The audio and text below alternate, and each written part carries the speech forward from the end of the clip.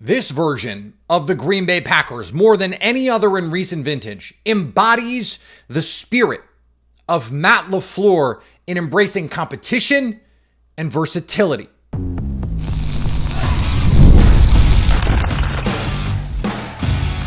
You are Locked On Packers, your daily Green Bay Packers podcast. Part of the Locked On Podcast Network, your team every day. You are Locked On Packers, part of the Locked On Podcast Network, your team every day. I'm Peter Bukowski, and I cover the Packers for The Leap, a newsletter I would love for you to subscribe to. Follow me on Twitter, Peter_Bukowski. Follow the podcast on Twitter, Locked On Packers. Like us on Facebook. Subscribe to the podcast to iTunes, Spotify, Google Podcasts. Wherever you find podcasts, you will find Locked On Packers, the number one Packers podcast on the internet. And the show for fans who know what happened, they want to know why and how. Thanks to everyone who makes Locked On Packers their first listen every day.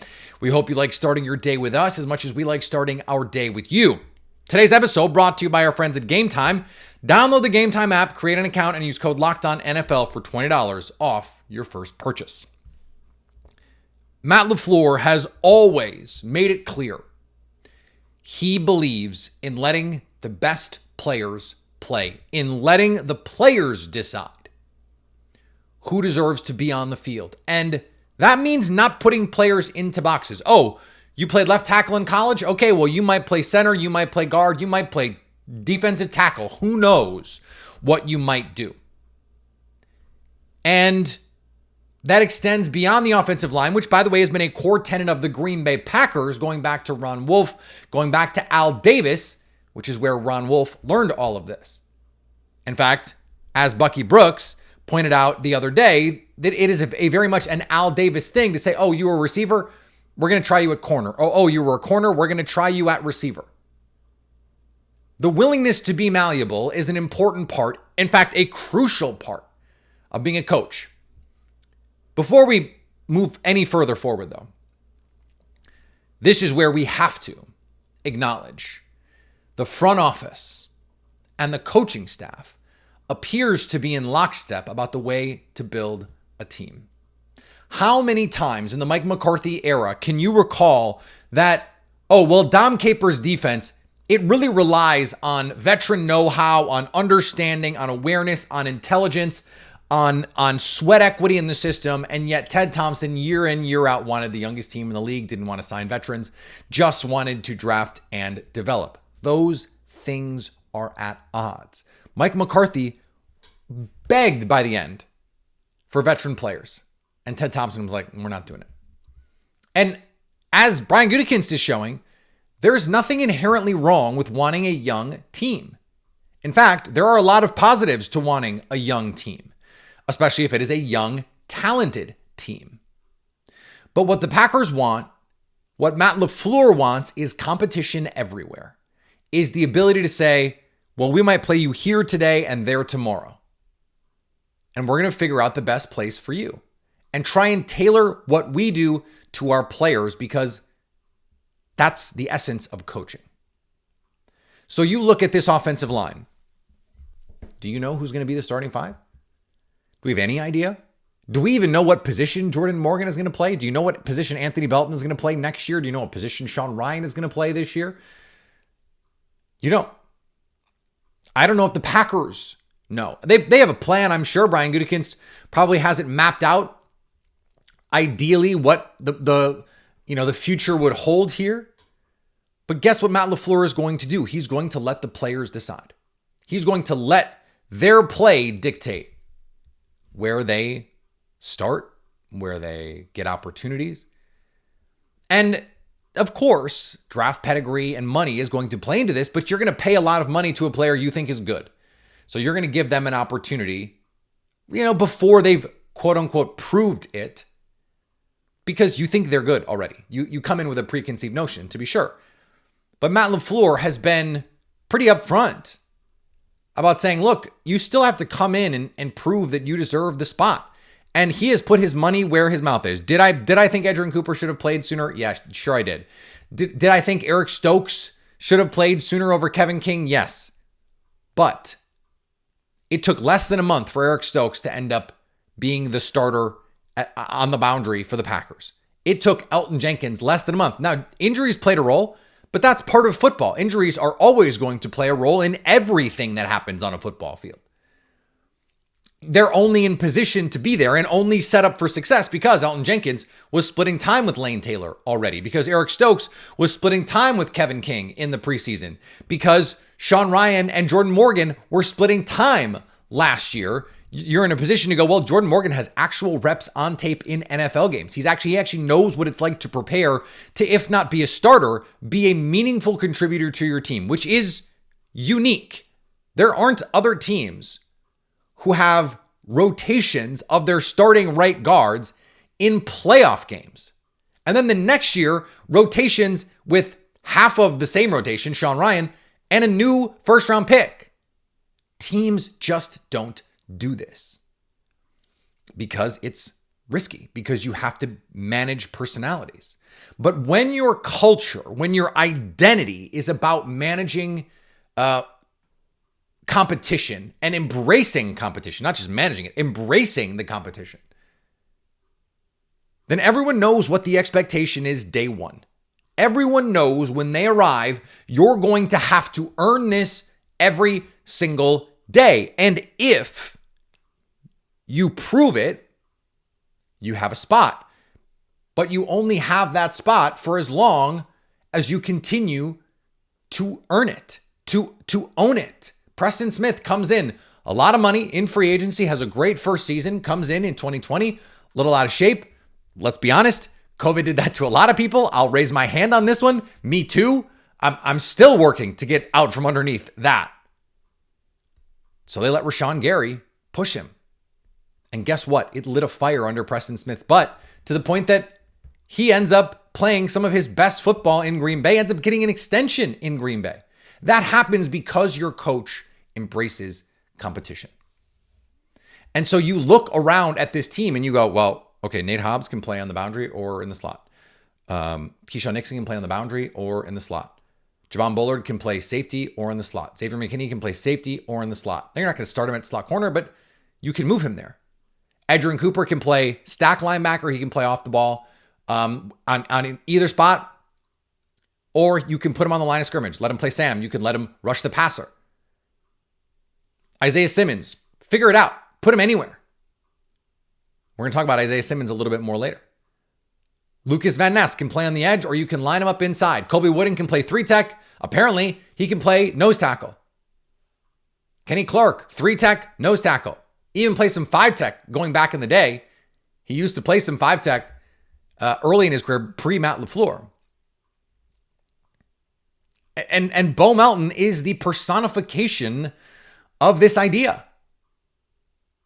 Hey, Kamal Haddon, Micah Robinson, these young rookie and second year players, they're hurt. They're hurt. We need a body. We've talked about this. You want to go over and do it? It'd be a great way to add value to the team and maybe add value to your standing within the organization. That only works because by this point, Bo Melton is a quasi-veteran in the league. That only works if your ethos, your core belief system as a team embraces that idea. Yes, we are going to compete every single damn day.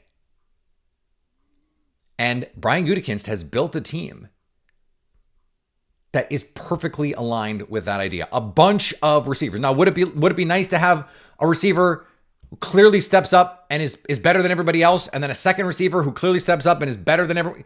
Maybe it would. Maybe it would. But it is a team where they didn't go, okay, well, we're just going to let Romeo Doubs and Christian Watson figure this out and grow and evolve. Because I think that is what Ted Thompson would do. And it worked. And it works when you pick the right players, when you pick players that become Jordy Nelson and Devontae Adams and Randall Cobb. It's really nice to have players who hit, but it's harder to parse what to do when you land in that middle ground, which is where the Packers find themselves with a lot of these players. But Brian Gutekunst says, we're just going to keep adding to those rooms until this shakes out. And Matt LaFleur is going, sounds great. We'll make it work. Now, one of those players is Isaiah Siimmons. And I was initially dubious of this acquisition. I'm starting to come around on it. And I think I like it. I think that there's a real place for him, not just on the roster, but potentially in this defense. Let me explain why next on Locked On Packers. There's nothing like the NBA playoffs. The intensity, the buzzer beaters, the fans losing their minds. A 68-win team, for example, going down 2-1 in the finals. If you want in, Gametime makes it fast and easy to get seats, even for the biggest playoff games. Prices on the app actually drop closer to tip-off, and with killer last-minute deals, panoramic seat views, and no surprise fees, Gametime is a game changer. Plus, right now with zone deals, they're offering 10% off exclusive zones for FIFA World Cup matchups right now. I love that I can see my exact view before I buy, no surprises, and the app is easy. 2 taps, you can be done. Plus, Gametime makes scoring NFL tickets just as easy. You'll find great seats for low as $100 thanks to exclusive Gametime discounts. Take the guesswork out of buying tickets with Gametime. Download the Gametime app, create an account, and use code LOCKEDONNFL for $20 off your first purchase. Terms apply. Again, create an account and redeem code LOCKEDONNFL for $20 off. Download the Gametime app today. Last minute tickets, the lowest price, guaranteed. When the Packers brought in Isaiah Siimmons, my thought was, okay, special teams player. You just take a swing here. And worst case, you've got a really, really athletic player who can be, a backup, maybe not even a preferred backup, and a special teams demon if he's willing to embrace that role. But the more I've thought about it, precisely because of the conversation we just had, versatility, part of the problem for Isaiah Siimmons in his NFL career, going back to his time at Clemson, he is an outlier athlete. In a league of incredible athletes, he is a true outlier. But the athleticism has never translated because he's not a skilled player. Like, there isn't a specific thing where you can go, hey, if you just let him do this, he can be really good. But he can do a number of things at a solid level. It's just that he is a little bit of a jack of all trades and a master of none. And it takes the right kind of defensive coach to utilize a player like that. And, it's one thing if you're Isaiah McDuffie. You've got limited athletic skills, but, for example, you are going to always be in the right places. You're going to be disciplined. You're going to read your keys, and you're going to get to where you want to go in, baseline NFL speed. But you're never going to, be a game changer. There are times when you watch Isaiah Siimmons play, even recently, and you go, holy cow. There are certain players where you just need the right coach. Andrew Van Ginkel is a perfect example of this. Nice player in his NFL career. He goes to Minnesota and becomes a Pro Bowl caliber player, an all-pro caliber player. That happens because of Brian Flores and because of his ability to say, we're going to put you only in the positions where you can succeed. Now, I don't know what those positions are. That's the thing. But I'm not the defensive coordinator. Jeff Hafley is, and he's, you guys, I don't know if you know this, way smarter than me. He knows a lot more football than I do. And the whole appeal of Jeff Hafley is he knows how to get the most out of his players and to put them in a position to succeed. You want to be a defense that lives in simulated pressures, in creeper pressures, in exotic blitz looks, in amorphous pre-snap looks, and then have a linebacker who needs to be able to get from the line of scrimmage to be the deep middle runner in cover 2. Now, that's probably going to be an Edgerrin Cooper or a Quay Walker, but to have another guy who can do that, even if it's just, Edgerrin Cooper tweaked his ankle, he's going to miss 2 games. Well, that allows you to have a player like Isaiah Siimmons who fits the athletic profile, everything that Edgerrin Cooper can do, at least from a physical standpoint. You don't have to change anything about the way you scheme up your defense in terms of the responsibilities you might put on that player, because athletically, he can do all of those things. Now, he might not be able to do it at the same level, doesn't maybe have the same instincts, doesn't have the same tackling ability or whatever it is. But athletically, he can recreate Edgerrin Cooper or Quay Walker. Maybe you let him play a little bit more as like an overhang safety, like it's a traditional 3 linebacker look, but really he's playing safety, so really it's a big nickel look, a really big nickel look. Because he's actually, technically playing safety. He's wearing a safety number, by the way. I'm not saying Jeff Hafley is going to turn Isaiah Siimmons into Andrew Van Ginkel. I'm not saying Jeff Hafley is going to turn Isaiah Siimmons into, Josh Metellus even. But I think if you're going to try and put Isaiah Siimmons in a position to succeed, this is the kind of spot where he could. Where, Quay Walker has not exactly proven he's much of anything in the NFL. There's some flashes there, but no consistency. Not saying Isaiah Siimmons is going to take his job. I actually don't think that would happen. But if Quay Walker was hurt, how different is the production that you're really going to get from someone like Isaiah Siimmons going to be? I don't think it's going to be that different. And you can weaponize his speed, scheme up pressures where he's unblocked off the edge, or these double A-gap mug pressures, whether he's showing it or backing out. You need a different kind of athleticism than, let's say, Isaiah McDuffie has, to be able to show in the A-gap and recover all the way back to your spot in, let's say, zone coverage. And still have the athleticism to scan the field, to hunt crossers, if you get fooled on play action, those kinds of things. He has that. And so if you're going to design a system where someone like Isaiah Siimmons is going to succeed, I think it would look a lot like this one.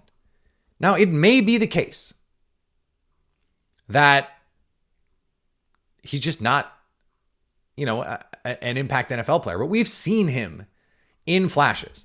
And there's, the old line in football about scouting, and this is usually the draft that you're talking about, is if you see him do it once, then it's up to us as a coaching staff, it's up to us as a team to help him do that on a consistent basis. Now, it may just be too late. Like, the die may just be cast. Like, you already know what he is. That's possible. But we see stuff like this. We see Zach Bond go from, retread player in New Orleans, a guy that New Orleans desperately would need a playmaker as good as Zach Bond turned out to be last year, just cast aside. And you go through the organizations where Isaiah Siimmons has played over the years, and you're like, okay, well, that's a lot of bad organizations. Do you really trust them to get the most out of a player like that? Maybe, but also maybe not. And so, given that he is backing up potentially Edgerrin Cooper and Quay Walker, and that's a perfect fit, and given that he has these supreme athletic talents, and you need athletic talents to play in this defense at a high level, to be able to get all of the disguises. I mean, Evan Williams has been on the show talking about how they want to be the best disguised team in the league. You want to show something and be this other thing. Or show one thing and have it be a tendency breaker to actually stay in that thing. Or, they show the all-out pressure and they just bring a different version of the pressure that you've seen before. Isaiah Siimmons has the ability to be a contributing player in a scheme like that. And why do we have any reason to have faith in someone like Tyron Hopper? They wanted desperately to not play him last year. They re-signed Isaiah McDuffie. And then they bring in Isaiah Siimmons. They are telling us what they think of Tyron Hopper right now. Now, there's some Quay Walker insurance in there. They still have not extended Quay Walker, despite Brian Gutekunst saying that they would like to do that. But they are telling us that the other options that they have, they don't love.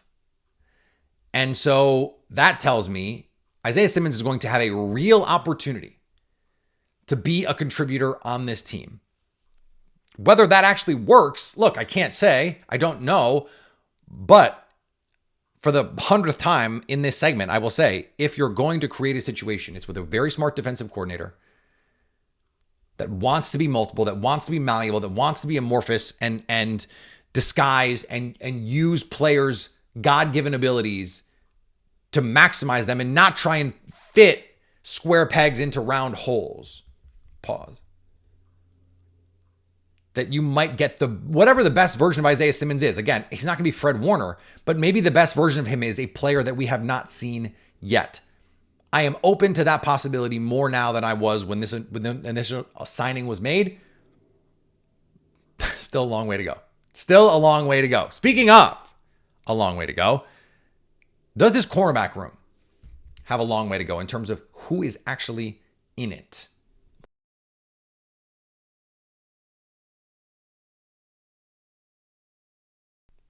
I made the case yesterday that the Bo Melton stuff had nothing to do with Jair Alexander. That's not true in this way. The Packers cornerback room does need some bodies. They need to be able to rely on a Kamal Hadden or a Micah Robinson, two names that you might think I just made up, but I promise I did not. Kalen King is hurt. Micah Robinson was hurt, which is why Bo Melton was doing cornerback drills. They have 3 boundary corners. I've made this case before that they feel pretty good about. Nixon, Hobbs, Valentine. I would tell you that's not enough. So then Micah Robinson, Kamal Hadden, I would be pretty nervous about that being your plan. Kalen King seems like he's a slot and he's already hurt. So what are your options? Well, there are some free agents out there. Asante Samuel Jr. still out there. Rasul Douglas still out there. And one of the questions that I have had about Brian Gutekunst, we saw him, late career Aaron Rodgers, be willing to say, I will go out and add a Whitney Merciless, a Snacks Harrison, in an effort to, in one season, try and make this work. Because I believe we are close. Is it telling us something that Brian Gutekunst has not done that at cornerback this year? Is he telling us he doesn't actually think they're that close? Or is this just not exactly how he'd like to run the team when they're already this young? Do you not want to bring in a Rasul Douglas, for example? Not just because he was here before and, expressed some frustrations with the coaching staff and that there may be some residual impacts there. Like, let's just set that part aside. Let's say a Rasul Douglas-like player, someone late 20s, early 30s, who could come in and just give you some insurance. Is that something that would just be anathema to Brian Gutekunst? Is that just not the way he would ideally like to make this all work? And did he do that? Did he add a Snacks Harrison and a Whitney Merciless to placate a certain quarterback? I would hate to believe that would be true.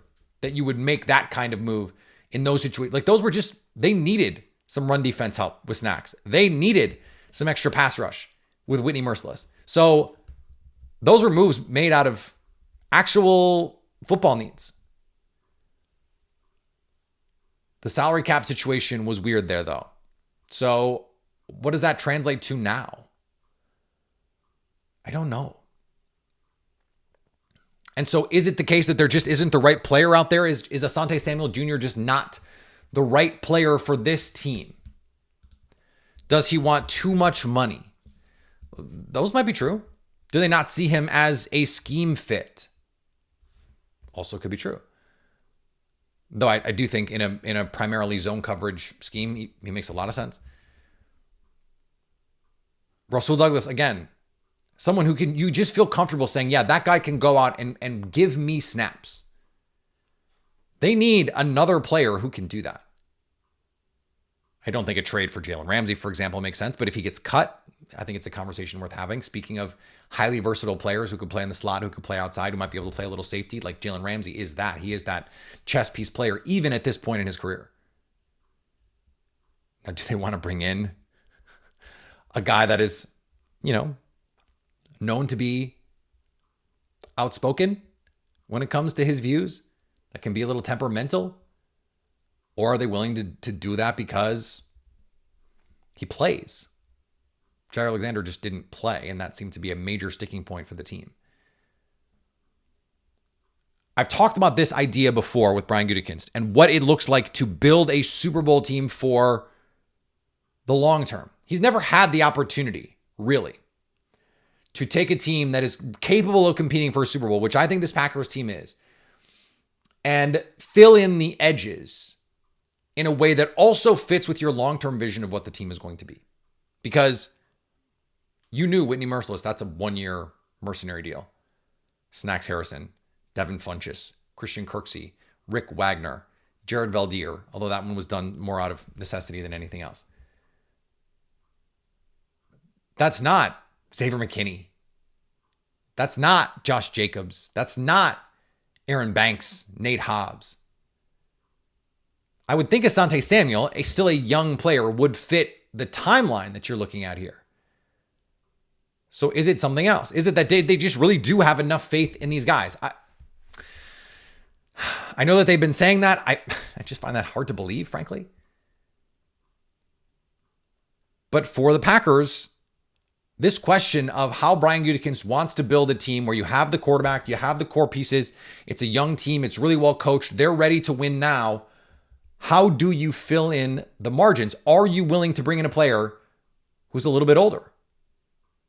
Because you can't say they don't fit the timeline. I think that is mostly underrated, especially when you're already pretty sure you're going to be a playoff team. Pretty sure you can compete with the best teams in the NFC. Worrying about the timeline is silly because the timeline is now. The time is right now. You can win a Super Bowl this season. So why not go out and find the best possible players regardless of their age? But Brian Gutekunst was asked about this at the Combine. And he was like, yeah, I'd really I'd really rather bring in a player who's got most of his career ahead of him. He's like, I think his comparison was, the golf course. We would rather not bring someone who's closer. I think he said closer to the end than the beginning. Someone who's on the front nine of their career versus back nine. That might have been an Aaron Rodgers metaphor that I'm mixing here.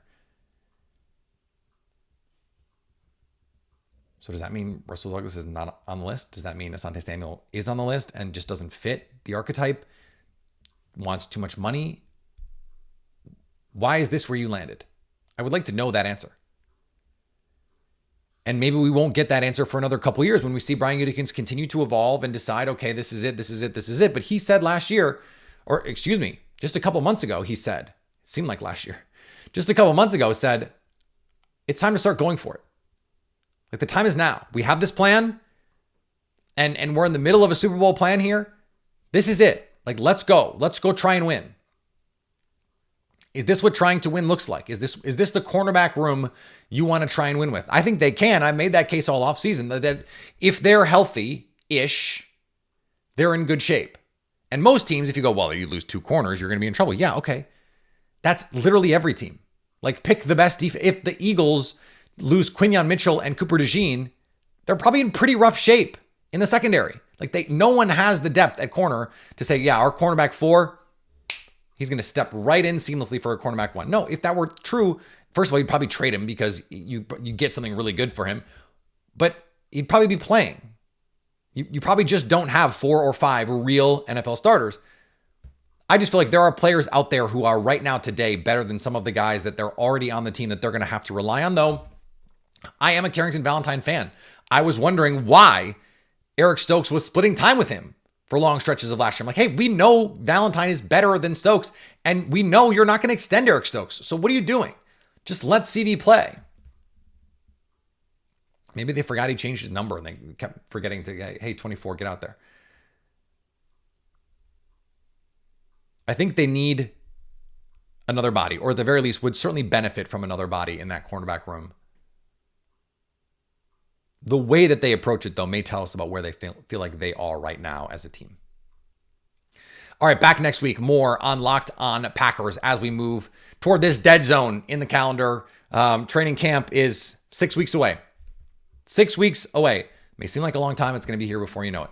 Follow me on the social medias, Peter_Bukowski. Follow the podcast on the social medias as well. Plus, wherever you get podcasts, go subscribe. Subscribe on our YouTube page so you can stay locked on Packers.